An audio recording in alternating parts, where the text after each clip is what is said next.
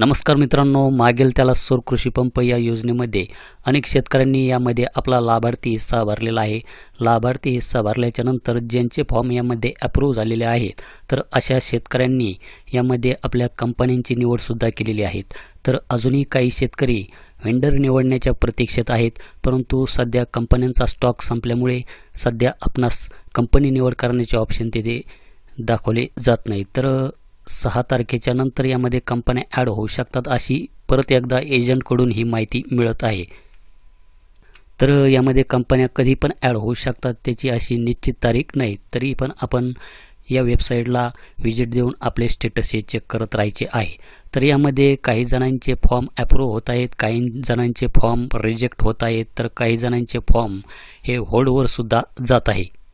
तर यामध्ये ज्या शेतकऱ्यांचे फॉर्म यामध्ये रिजेक्ट झालेले आहेत तर अशा 2 शेतकऱ्यांचे स्टेटस आपण यामध्ये चेक करून पाहणार आहोत। तर मित्रांनो, व्हिडिओ हा शेवटपर्यंत पहा। चॅनलवर नवीन असाल तर चॅनलला सबस्क्राइब करून ठेवा, कारण की अशाच प्रकारचे नवीन व्हिडिओ आपल्याला आपल्या चॅनलवर पाहायला मिळतील। तर चला व्हिडिओला सुरुवात करूया।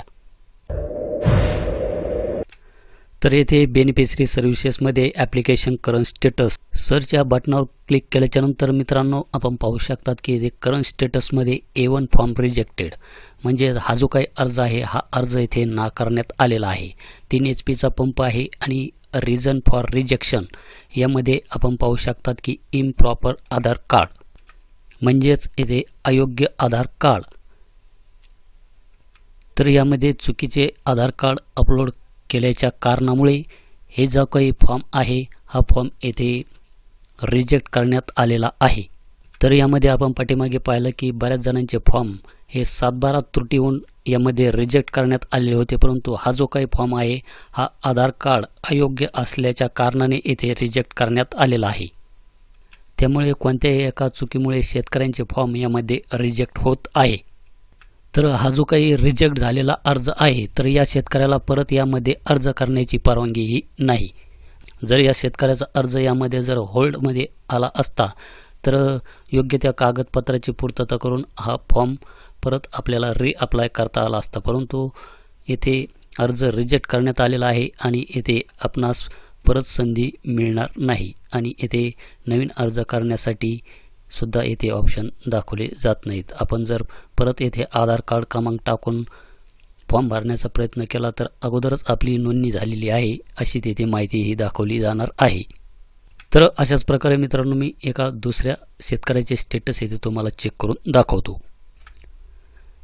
तर येथे करंट स्टेटसमध्ये आपण पाहू शकतात की येथे final rejection and eligible for refund अशा प्रकारची माहिती येथे दाखवली जात आहे आणि रिझन फॉर रिजेक्शनमध्ये इम्प्रॉपर 7/12 ऑनरशिप डॉक्युमेंट 7/12च्या त्रुटीमुळे हा जो काही फॉर्म आहे हा सुरुवातीला रिजेक्ट करण्यात आलेला होता, परंतु आता जर या शेतकऱ्याचं जर स्टेटस चेक केलं तर येथे final rejection and eligible for refund अशा प्रकारची करंट स्टेटसमध्ये माहिती ही दाखवली जात आहे। म्हणजेच अंतिम नकार आणि परताव्यासाठी पात्र, म्हणजेच हा जो काही अर्ज आहे हा अर्ज फायनल रिजेक्ट करण्यात आलेला आहे आणि येथे एलिजिबल फॉर रिफंड आणि या शेतकऱ्यांनी जो काही लाभार्थी हिस्सा भरलेला आहे हा लाभार्थी हिस्सा या शेतकऱ्याला परत मिळणार आहे।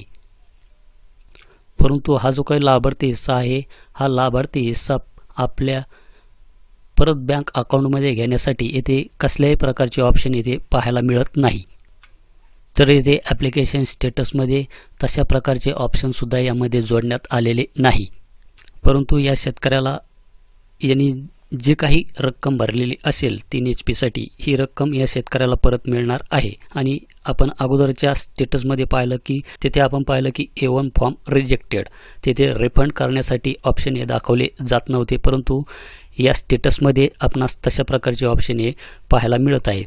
तर मित्रांनो, हे जे काही अमाऊंट आहे ही अमाऊंट आपण फॉर्म भरतावेळेस जे काही यामध्ये बँक अकाउंट देण्यात आलेले आहे, जो काही IFSC कोड देण्यात आलेला आहे, तर या बँक खात्यामध्ये ही जी काही अमाऊंट आहे ही अमाऊंट यामध्ये ही क्रेडिट होऊ शकते, परंतु यामध्ये एखादे नवीन ऑप्शन येते की नाही हे पण पाहणे आपल्याला गरजेचे आहे। जर नवीन ऑप्शन यामध्ये जर आले तर त्याची माहिती सुद्धा आपणास देण्यात येईल आणि ही जी काही रक्कम आहे बाय चान्स होऊ शकतं की आपण फॉर्म भरतेवेळेस जी काही त्यामध्ये बँकेची डिटेल भरलेली आहे ऑटोमॅटिक त्या बँक खात्यामध्ये ट्रान्सफर होते की काय असे पण यामध्ये होऊ शकते का हे पण पाहणे आपल्याला गरजेचे आहे. असे पण यामध्ये होऊ शकते, कारण की यामध्ये जी काय अमाऊंट आहे ही अमाऊंट घेण्यासाठी यामध्ये कसल्याही प्रकारची ऑप्शन किंवा इथे आपल्याला तशा प्रकारचा टॅब पाहायला मिळत नाही.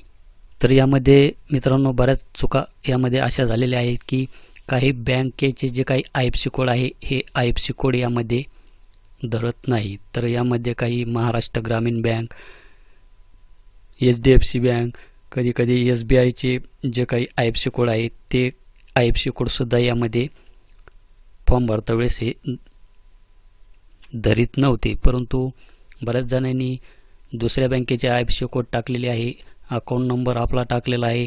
अशा प्रकारचे किस्सेसुद्धा यामध्ये झालेले आहे. जर ही जी काही अमाऊंट आहे ही जर DBT मार्फत जर शेतकऱ्यांच्या बँक खात्यामध्ये आली तर एक वेळेस चांगले होईल, परंतु ही जी काही रक्कम आहे आपण जर चुकीची यामध्ये बँक डिटेल जर भरलेली असेल तर ही रक्कम मिळणे थोडेसे अवघडच आहे. तर मित्रांनो पुढे काय काय होते ते आपण बघणारच आहोत. तर हीच एक अपडेट तुम्हाला द्यायची होती. भेटूया अशाच एका नवीन व्हिडिओ नवीन अपडेटमध्ये. धन्यवाद.